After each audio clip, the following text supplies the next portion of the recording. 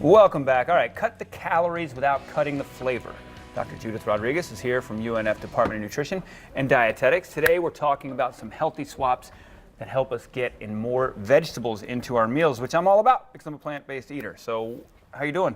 Good, nice to be here. Good to see you. And what did you bring for me here? Oh, I brought a lot of different things for some really good ideas for replacing some of the starchier foods in our diet. All right. And everybody's cutting calories, but the other thing is everybody really needs to increase their vegetables. Of course.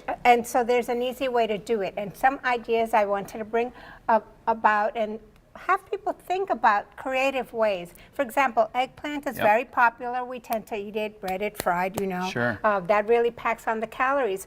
But we also like lasagna. Yeah. So one easy way is to buy the eggplant and just slice it mandolin style or, you know, lengthwise, and then use that instead of your pasta. Use the eggplant, as noodles, basically. As the noodles, there you that's go. right. And what I did here, I know you're vegetarian. Yes. This is basically a mushroom and tofu crumbles filling. Oh, wow. So that's what it has. It does have a little bit of cheese, but you can use a cheese substitute and some spaghetti sauce. So this type of meal is actually all plant-based and primarily fruits and vegetables. You've cut the calories on the lasagna from about 160 to maybe about 50. Because really the noodles in your lasagna are just basically filler. They're just filler, and so we might as well use, my wife and I, and her recipe, I'm not going to steal it from you, Jazz, she does a vegetable lasagna using zucchini and mandolin, those as noodles, and it's phenomenal. Even my meat-eating roommates love it. So, and what else we got? Spaghetti squash? And spaghetti squash, this one's fairly common. Most people know it. Again, you can use it as a substitute. It's going to be similar thing, about 160 to 200 calories. You're going to cut back. This is about 25 calories. And again, the seasoning itself, whatever you use, is what's going to give it the flavor. And so you'll have that filling substitute here instead of the spaghetti, but a lot fewer calories. And one thing I like to point out, most people are not familiar with the chayote or the Christophine. Chayote and Christophine. Some people call it mirliton. Okay. So there's lots of different this right names. here. This is a chayote? That's what it is. And this is it.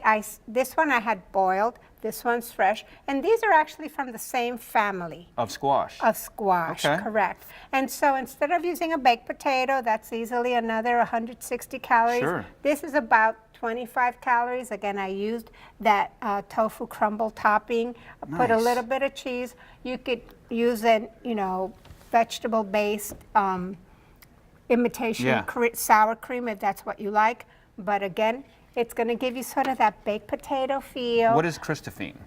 Christophine is just basically a melon-based vegetable. It's more like, I would say like a honeydew flavor, but not as sweet. And you'd have to boil it. Some people use the skin, some don't. It's really up to you.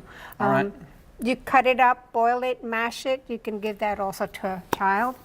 Now, this one I wanted to point out. Cauliflower, when growing up, I thought cauliflower was the worst thing in the world, had no point on this planet, and now I tell people all the time, it is a sneaky, sneaky, great food that you can make so many different things with. What do we got here? That's right, and so what I did here was in this case, I just bought, because I wanted people to see, you can buy the cauliflower in a riced texture. All right. But you know what, if you just take your cauliflower, put it in a food processor, you're going to get about 5 times more for about what it costs to buy. And you can get it from the UNF garden that my wife runs. Yes. But you can get it from a farmer's market, and you're going to get so much more for your money. And here I just did a stir fry with lots of different vegetables, snow peas, carrots, onions. I used some bok choy. Nice. And that's just stir fried it. Put a little bit of sesame oil, and that's pretty much my stir fry. How much protein in some of this stuff here? We got some of it? Yeah, in this one you'll have protein. You'll have maybe about 2 grams. Again, if you're using the tofu crumbles, it's going to be a good 8 to 12. I always love when people come up to me and are like, "How you're a plant-based eater? How you get your protein?" And I'm like, "Oh, that steak you like. How do you think that cow gets his muscles and protein?" And their head just explodes.